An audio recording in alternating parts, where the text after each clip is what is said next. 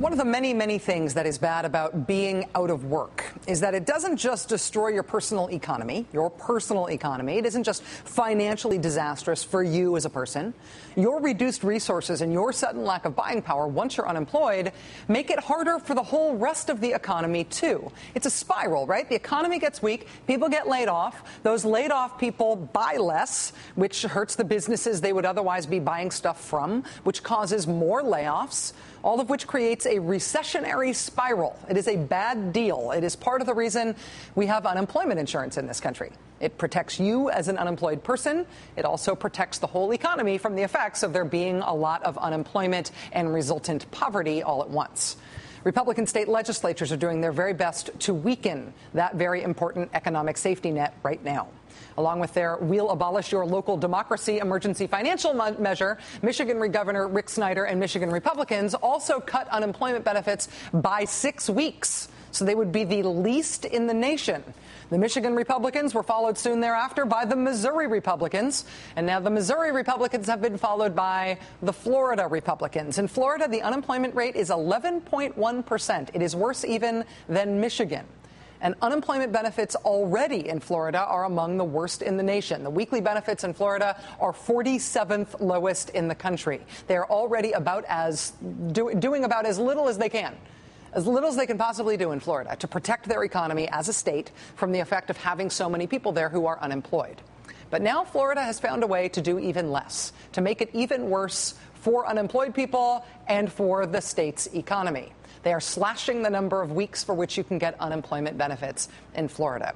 What is this likely to do to Florida's already really bad economy, their already horrific job situation? Well, when Moody's looked at the effectiveness of different economic policies in terms of their likely impact on the economy as a whole, they found that for every dollar you spend on extending unemployment benefits, we get back $1.61 in economic growth. So now slashing unemployment benefits, what's going to happen to economic growth in Florida? Maybe we should consult the economics department from one of Florida's fine public universities. You must be careful where you tread there, though. Did you see this in the St. Petersburg Times this week? Apparently, conservative billionaire Charles Koch, brother of the guy seen shaking hands with John Boehner at the Manhattan Economic Club in the previous slide. Billionaire Charles Koch has purchased faculty hiring rights at Florida State University's economics department. No, really. Quoting now from the Times, a conservative billionaire who opposes government meddling in business has bought a rare commodity, the right to interfere in faculty hiring at a publicly funded university. The Times reports that in exchange for a $1.5 million donation from the Charles G. Koch Foundation, quote, an advisory committee appointed by Mr. Koch decides which candidates should be considered for teaching positions in the department. The foundation can also withdraw its funding if it's not happy with the faculty's choice or if the hires don't meet objectives set by Koch during annual evaluations. This deal was signed in 2008, and during the first round of hiring in 2009, Koch rejected nearly 60% of the faculty's suggestions.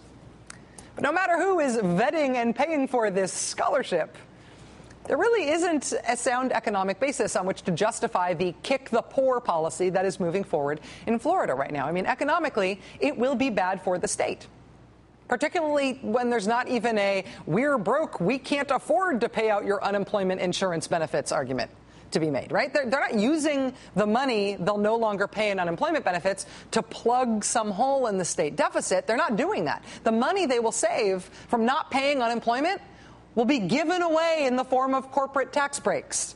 So it will not help the deficit. It is likely to slow economic growth. It will economically hurt the most economically hurting people in the state. There is no economic argument for what they're doing.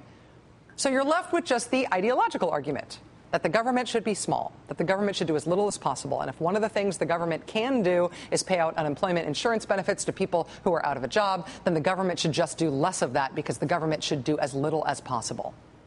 Economically, it might be a disaster, but at least it'll be small government. Maybe that explains it. Except at the same time that Florida is doing this, Florida Republicans have also decided to start mandatory drug testing of Florida residents receiving public benefits. Not people who are suspected of drug abuse, but everybody. Forced drug testing by the government. And the state will have to pay for those forced drug tests for the folks who aren't on drugs, or they will reimburse those forced drug tests. The bill also says you actually have to front the money for your forced drug test. You have to front the money for your forced drug test. Just paying for those forced drug tests could cost the state of Florida anywhere from around $1 million to nearly $8 million. If you have to think about this. You have to front the money to pay for your forced drug test. And then if you turn up clean, they'll reimburse you the money. So the state is then paying for it. If you don't turn up clean, then you're the one who has paid for the test. That's their new small government system. So Florida is slowing down their own economy in a way that does not help the deficit, in a way that hurts the worst off people among them, in a way that spends a bunch of money in order to expand the government to a never-before-seen size. So the government in Florida will now be big enough that it can seize your bodily fluids, even if you are not suspected of anything amiss with those fluids. This is the world, according to the Republican Party in the state of Florida, which is now, as always, the great petri dish of American politics. The brand new chair of the Democratic Party comes from this very petri dish. Florida Congresswoman and newly elected DNC Chair Debbie Wasserman Schultz will join us next for the interview.